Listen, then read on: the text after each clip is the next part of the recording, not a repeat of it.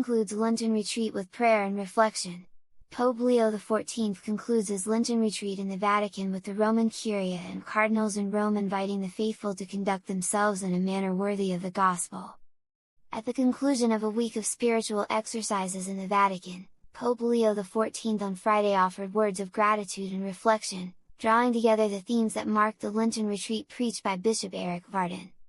He described the days as a profound spiritual experience, one that accompanied the Roman Curia along its Lenten path, beginning with meditation on the temptations and unfolding through reflections on monastic life and the witness of Bernard of Clairvaux. Referring to moments that have touched him deeply, Pope Leo recalled the meditation on the election of Pope Eugene III, and cited Saint Bernard's words, "What have you done?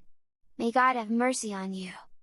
He then pointed to the chapel itself, recalling 8th of May, when he and his brother cardinals were gathered there for the Eucharistic celebration. Above them is inscribed the verse from St. Paul's letter to the Philippians, "For to me, to live is Christ, and to die is gain." In this context and with the spirit of communion, he said, all of us gathered together work side by side, though often very separately. To meet in prayer, he added, is a very important moment in our life, a time to reflect on questions vital for personal life and for the Church. Newman, freedom, hope. Among the themes chosen by Bishop Varden during the week, the Pope highlighted the reference to the Doctor of the Church, St. John Henry Newman, and his poem The Dream of Gerontius. In that work, he noted, Newman presents death and judgment as a prism through which the reader confronts fear and unworthiness before God. Freedom and truth, he added, also stood out as essential dimensions of Christian life that were touched upon during the reflections.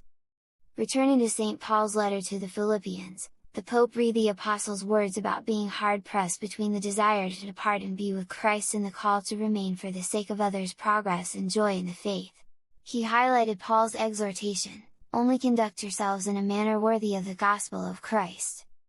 This, the Pope said, is the invitation at the end of these days of prayer and reflection, which the very Word of God addresses to all of us. Gratitude and the gift of music.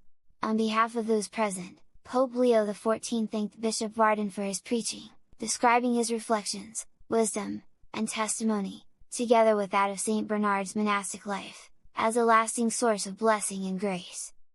He also expressed appreciation to the office for liturgical celebrations and to the choir.